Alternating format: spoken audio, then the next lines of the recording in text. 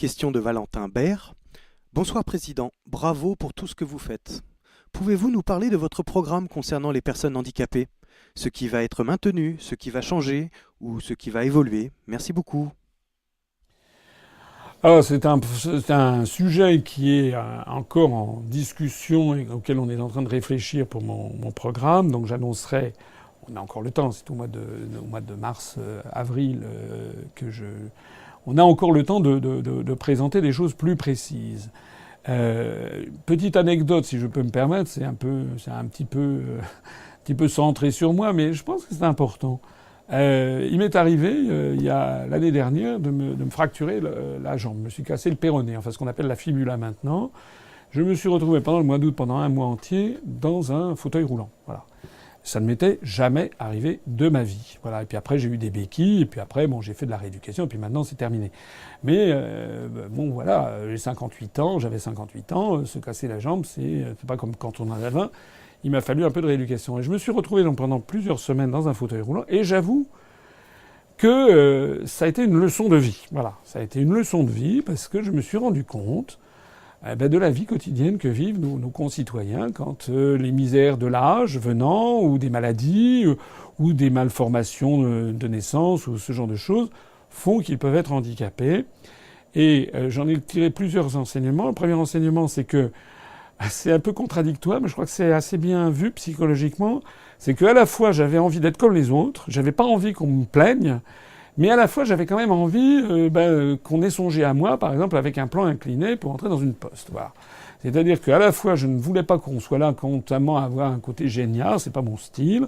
J'avais le sentiment d'être toujours celui que je suis, mais à la fois, c'est vrai que secrètement, j'avais quand même de la reconnaissance lorsque il y avait un aménagement qui avait été fait. Également aussi beaucoup lorsqu'il y avait un peu de compassion auprès des gens dans la rue. Voilà, j'ai observé notamment que quand on est handicapé, quand on est dans un fauteuil roulant, parfois il y a des gens extrêmement gentils, voilà, pour vous pousser, pour vous aider à traverser un passage clouté, mais que ces personnes sont peu nombreuses, voilà, et que malheureusement, alors c'est vrai qu'à Paris la vie est stressante, c'est trépidante, mais qu'il y a énormément d'indifférence, et je me suis rendu compte que peut-être moi-même j'avais été auparavant un peu trop indifférent à ceci. Alors, tout ça pour dire qu'il faudra qu'on ait un programme, je pense, pour poursuivre des aménagements, notamment dans tous les services publics,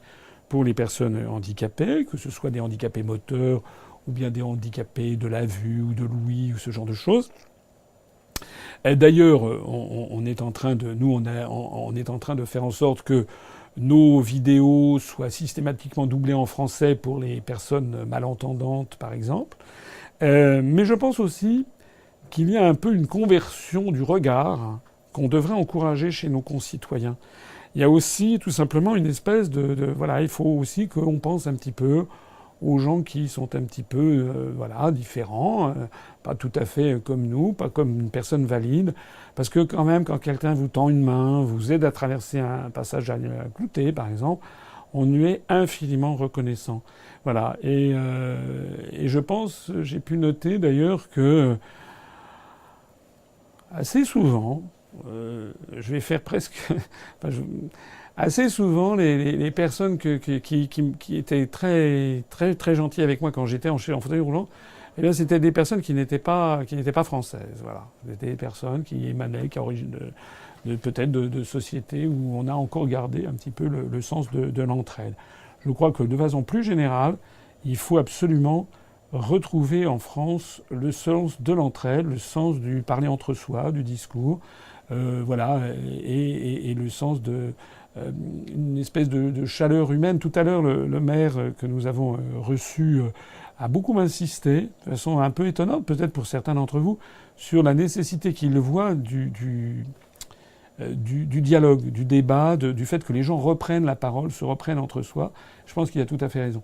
Je pense que c'est peut-être un des problèmes principaux de la France d'aujourd'hui, c'est que d'abord et avant tout, les gens doivent se reparler, se parler, et notamment de parler de la situation, de la politique, et de retrouver cette espèce de vivre ensemble qui, normalement, était le nôtre.